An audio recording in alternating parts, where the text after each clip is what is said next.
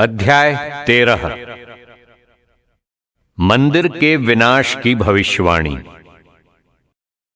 ईसा मंदिर से निकल रहे थे कि उनके शिष्यों में एक ने उनसे कहा, गुरुवर, देखिए ये बड़े बड़े पत्थर, ये बड़ी बड़ी इमारतें। ईसा ने उसे उत्तर दिया, तुम ये बड़ी बड़ी इमारतें देख रहे हो ना, यहां एक पत्थर पर दूसरा पत्थर पड़ा नहीं रहेगा, सब ढहा दिया जाएगा। जब ईसा जैतून पहाड़ पर पहुंचकर मंदिर के सामने बैठ गए तो पेत्रुस, याकूब, योहन और अंद्रेयस ने एकांत में उनसे पूछा, हमें बताइए ये कब होगा और किस चिन्ह से पता चलेगा कि ये सब पूरा होने को है। विपत्तियों का प्रारंभ। ईसा अपने शिष्यों से ये कहने लगे, सावधान रहो, तुम्हें कोई नहीं बहकाएगा, क्योंकि बहुत से लोग मेरा नाम लेकर आएंगे और कहेंगे, मैं वही हूं, और वे बहुतों को बहका देंगे। जब तुम युद्धों की चर्चा सुनोगे और युद्धों के बारे में अफवाहें सुनोगे तो नहीं घबराओगे, क्योंकि ऐसा हो जाना अनिवार्य है, परंतु यही अंत नहीं है। राष्ट्र के विरुद्ध राष्ट्र उठ खड़ा होगा और राज्य के विरुद्ध राज्य। जहां तहां भूकंप और अकाल होते रहेंगे। ये सब विपत्तियों का आरंभ मात्र होगा। सावधान रहो, लोग तुम्हें अदालतों के हवाले कर देंगे, तुम्हें सभागृहों में कोड़े लगाएंगे, तुम मेरे कारण शासकों और राजाओं के सामने पेश किए जाओगे, जिससे तुम मेरे विषय में उन्हें साक्ष्य दे सको, क्योंकि ये आवश्यक है कि पहले सभी राष्ट्रों में सुसमाचार का प्रचार किया जाए। जब वे तुम्हें अदालतों के हवाले करने ले जा रहे हैं तो ये चिंता न करो कि हम क्या कहेंगे। समय आने पर जो शब्द दिए जाएंगे उन्हें कह दो, क्योंकि बोलने वाले तुम नहीं हो, बल्कि पवित्र आत्मा है। भाई अपने भाई को मृत्यु के हवाले कर देगा और पिता अपनी संतान को। संतान अपने माता पिता के विरुद्ध उठ खड़ी होगी और उन्हें मरवा डालेगी।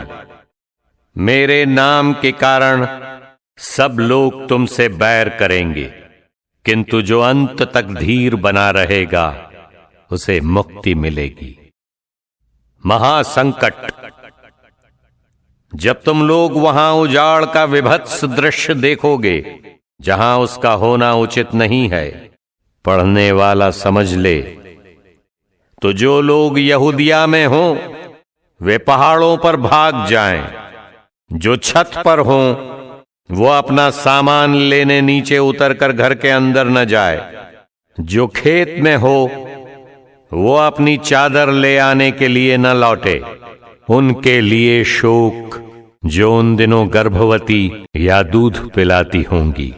प्रार्थना करो कि ये सब जाड़े के समय घटित न हो, क्योंकि उन दिनों वैसा घोर संकट होगा जैसा ईश्वर की सृष्टि में इस संसार के प्रारंभ से अब तक न कभी हुआ है और न कभी होगा। यदि ईश्वर ने उन दिनों को घटाया न होता तो कोई प्राणी नहीं बचता, किंतु अपने चुने हुए कृपा पात्रों के कारण उसने उन दिनों को घटा दिया है।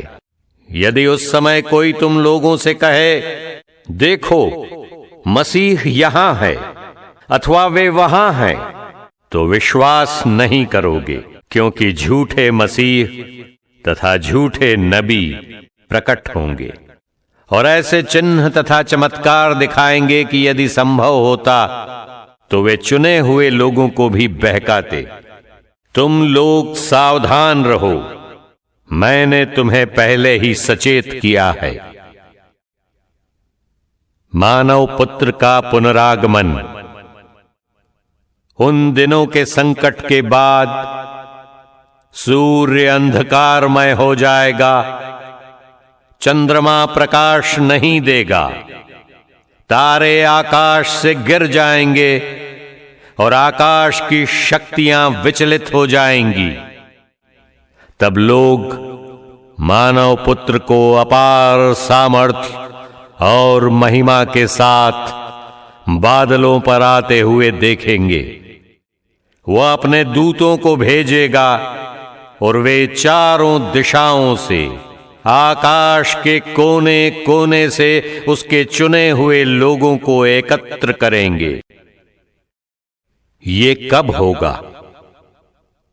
अंजीर के पेड़ से शिक्षा लो। जब उसकी टहनियां कोमल बन जाती हैं और उनमें अंकुर फूटने लगते हैं तो तुम जान जाते हो कि गर्मी आ रही है। इसी तरह जब तुम लोग ये सब देखोगे तो जान लो कि वो निकट है, द्वार पर ही है।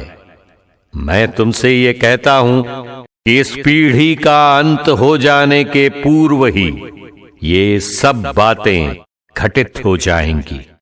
आकाश और पृथ्वी टल जाएं तो टल जाएं, परंतु मेरे शब्द नहीं टल सकते।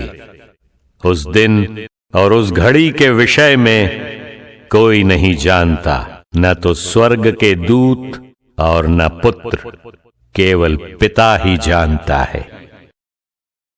चौकसी। सावधान रहो, जागते रहो, क्योंकि तुम नहीं जानते कि वो समय कब आएगा। ये कुछ ऐसा है जैसे कोई मनुष्य विदेश चला गया हो। उसने अपना घर छोड़कर उसका भार अपने नौकरों को सौंप दिया हो, हर एक को उसका काम बता दिया हो और द्वारपाल को जागते रहने का आदेश दिया हो। तुम नहीं जानते कि घर का स्वामी कब आएगा, शाम को, आधी रात को, मुर्गे के बांग देते समय या भोर को। इसलिए जागते रहो, कहीं ऐसा ना हो कि वो अचानक पहुंचकर तुम्हें सोता हुआ पाए। जो बात मैं तुम लोगों से कहता हूं वही सबों से कहता हूं, जागते रहो।